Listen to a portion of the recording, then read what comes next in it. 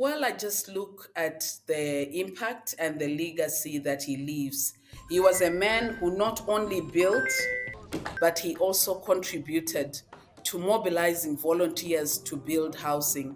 And based on the gap in affordable housing, it's not going to be possible to meet that affordable housing gap. So, the work of volunteers, the work of governments across the world is very important. Did you ever have a chance to meet him? No, I didn't. No, I didn't meet him, but some of my colleagues did.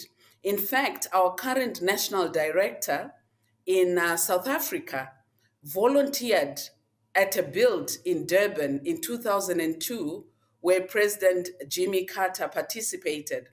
And it was very notable because his participation in South Africa was not only because it was a Habitat for Humanity built, but it was a sign of the commitment to deal with the inequalities that had plagued that country, including in the area of access to affordable housing.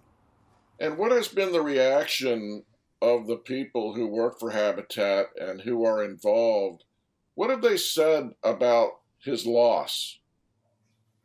I spoke to the board chair of Habitat for Humanity Zambia yesterday, and he said that we've lost a significant and a great person who brought the world together to focus on the need to meet the affordable housing gap.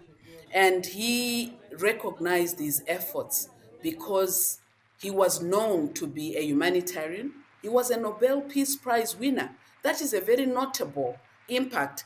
And most of his impact was post his time as president. He did more, I believe, for the world outside the White House, although he did some work within the White House. He reached far and wide outside the US. So the convergence in values is what brought together this marriage between President Jimmy Carter and his wife Rosalind. And between 1984 and 2019, when he last went on site, he was involved in over 37 sites, including some that were multiple countries in Asia. So, probably about 40 sites where he physically was available to contribute.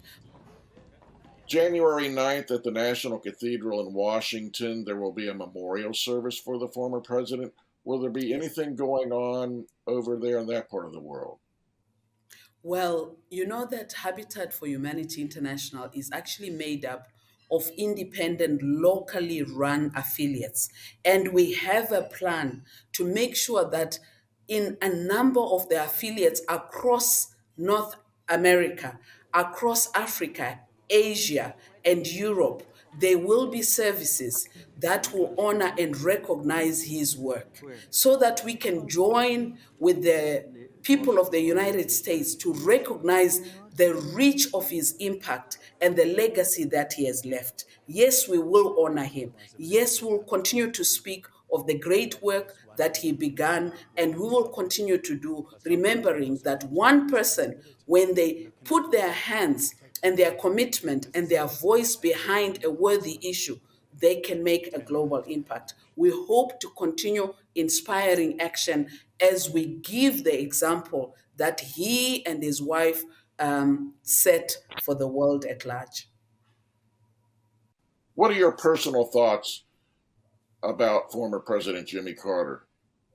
My personal thoughts, Philip, are that as a person of faith, I take my hat off to a man who was a leader, who was a man of faith, who put his Christian faith in action in terms of what he did, what he said, and how he influenced others to make an impact. So I hope that more Christians, more people of faith, multi faith, will be able to know that their faith must amount to making the difference because he set a great example.